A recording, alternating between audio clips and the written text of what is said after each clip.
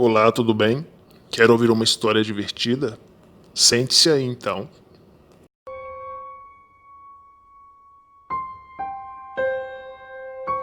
Seu nome era Francisca, mas eu a chamava de Voquita.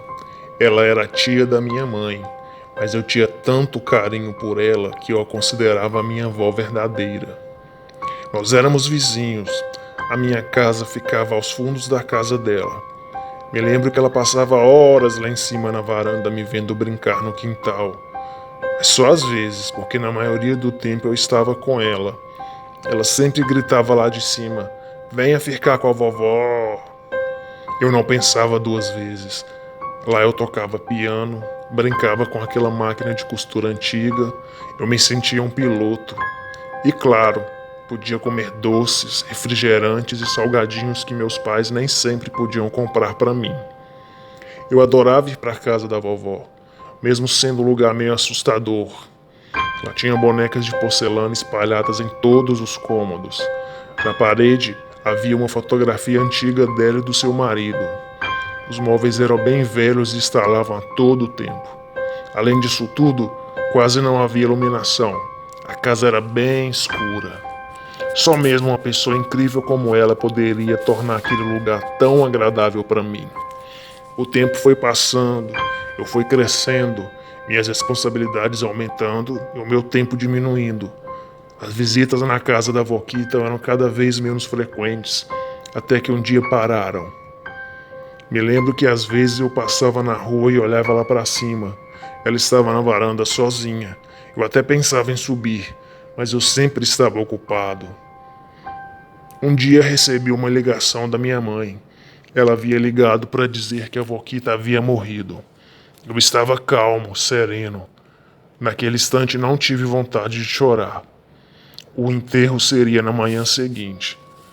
Fomos para o velório. Caminhei em direção ao caixão. Até esse momento eu estava bem, mas isso rapidamente mudou quando eu olhei para o corpo e segurei as suas mãos geladas. De repente comecei a chorar como uma criança. Eu não sabia se era tristeza, remorso ou as duas coisas. Foi o dia mais triste da minha vida. Os dias foram passando e eu comecei a ter pesadelos com a vovó. Em todos eles eu estava tentando me despedir dela, mas nunca conseguia. Os pesadelos foram se tornando cada vez mais recorrentes. Certo dia fui visitar minha mãe. Falei com ela sobre os pesadelos. Ela disse que isso era esperado, já que eu me sentia culpado por não ter ficado mais próximo da minha avó nos seus últimos dias. Nesse bate-papo, descobri que as chaves da casa da vovó estavam com a minha mãe.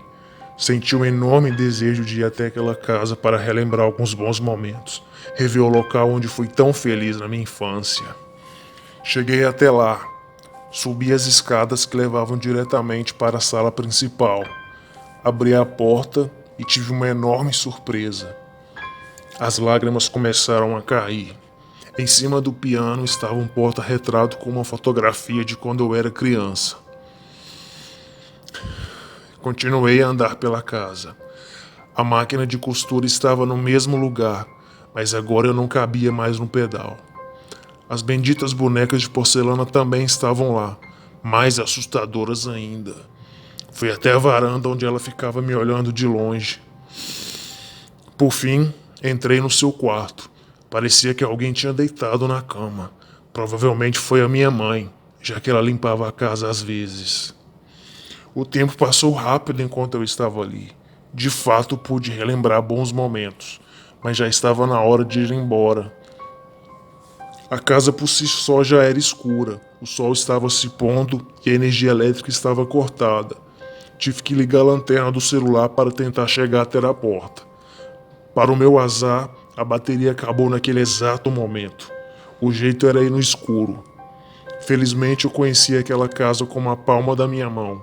Poderia andar até de olhos fechados.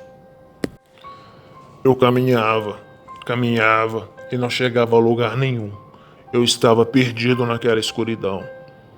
Por um instante, pensei ter escutado o som da tecla do piano que ficava na sala. Fiquei aterrorizado.